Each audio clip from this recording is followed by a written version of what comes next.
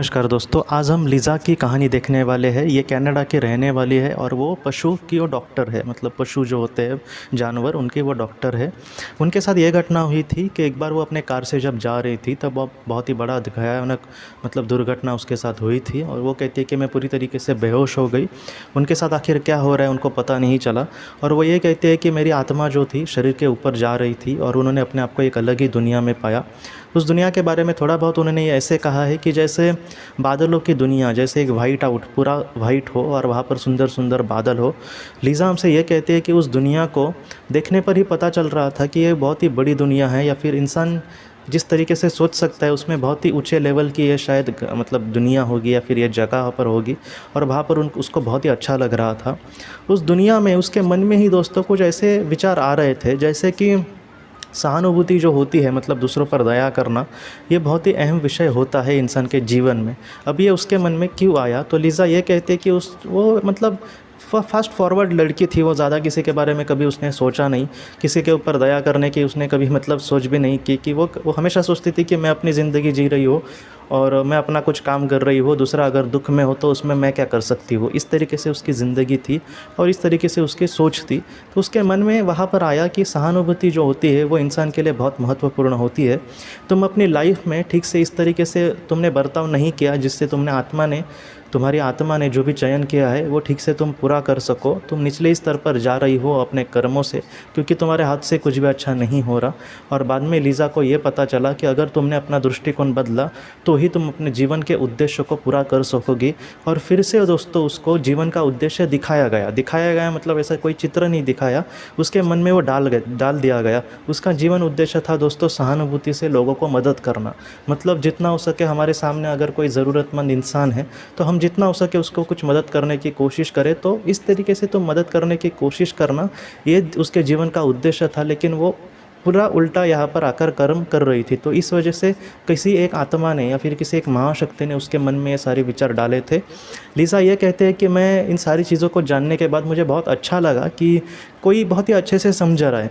मैंने बहुत सारे केसेस में देखा है और आपको भी कहने की कोशिश की है दोस्तों कि यहाँ पर पृथ्वी पर किसी को डांटना या फिर समझाना, इसमें उस इंसान को थोड़ा सा बुरा लग सकता है जिसके लिए ये सारी चीज़ें हो रही है। लेकिन आत्मलोक में इस तरीके से समझाया जाएगा, आपको कोई भी नहीं डांटेगा, आत्मा को कोई भी नहीं डांटेगा, लेकिन कम से कम उसको थोड़ा बहुत अच्छे से समझाया जाएगा और वो भी इस तरीके से अच्छे से वो ग्रहण कर सकता है और उस तरीके से लाइफ में आगे बढ़ सकता है। लीज़ा ये कह रही थी कि मुझे बहुत अच्छा लग रहा था, उल्टा ये लग रहा था कि और मुझे कुछ मतलब मैं कुछ गलतियाँ करती हूँ तो और भी मुझे कुछ समझाओ।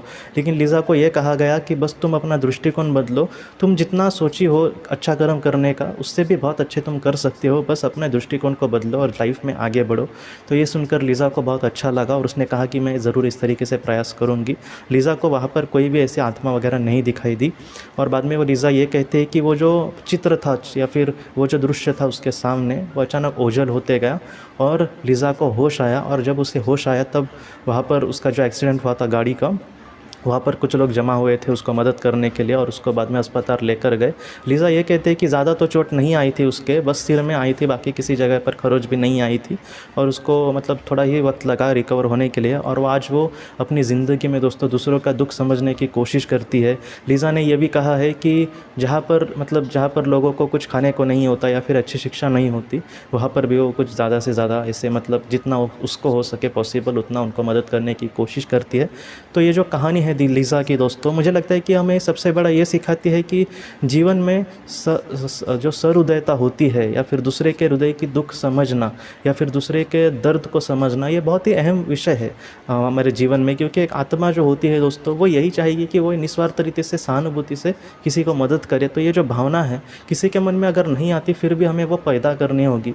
मैं सच कहता हूँ कि कोई एक इंसान भूखा है तो मेरी माँ भूखी है, मेरे पिताजी भूखे हैं, मेरे बच्चे भूखे हैं, इस तरीके से सोचकर हमें उसको मदद करनी चाहिए कि आज वो जैसे भूखा है, अगर मेरा कोई करीबी अगर वैसे होता तो मैं ज़रूर उसको मदद करने की कोशिश करता। ऐसी ये जो भावना है इस तरीके से हमारे दिल में पैदा हो गया और उसके बाद हमारे हाथ से कुछ मतलब अच्छा काम हो सकता है। तो हमें भी दोस्तों जिसके हाथ से नहीं होता, मुझे लगता है कि आज लोग मतलब मैं भी जितना कुछ कर नहीं रहा हूँगा उतना मतलब आप करते, क्योंकि बहुत लोग मुझसे कहते हैं। बस मैं जितना हो सके जो मैं सीखा हूँ वो कहने की ये कोशिश है। आप सच में मतलब मतलब बहुत आपने परोपकार किए होंगे दोस्तों, तो उसके लिए भी आपका शुक्रिया है। और इसका मतलब कहीं ना कहीं आपके सोल को भी इसका ज़रूर फ़ायदा होगा और वो भी खुश होती होगी कि आपने बहुत ही अच्छे कर्म किए हैं।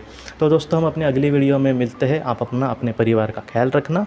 आपका बहुत बहुत धन्यवाद। ज़िंदगी की रोशनी ये एक कंसल्टेंसी है जो ऐसे लोगों को मदद करने की कोशिश करती है जिन्होंने किसी अपने को खोया है या फिर जो लोग अपने जीवन में बहुत ही ज़्यादा दुखी है। जो लोग इस संस्था के साथ जुड़ेंगे उन्हें पास्ट लाइफ रिग्रेशन की ऑडियो, ध्यान करने के लिए 5 ऑडियो, 10 ऑडियो बुक्स और उसके साथ साथ PDF किताबें, मतलब ऐसी किताबें जो मोबाइल या फिर लैपटॉप या फिर कंप्यूटर पर आप पढ़ सकते हैं, ऐसी किताबें उन्हें ईमेल पर या फिर व्हाट्सएप पर भेजी जाएंगी। जो लोग इस संस्था के साथ जुड़ना चाहते हैं वो कृपया इस नंबर पर व्हाट्सएप मैसेज करें। आपका बहुत बहुत धन्यवाद।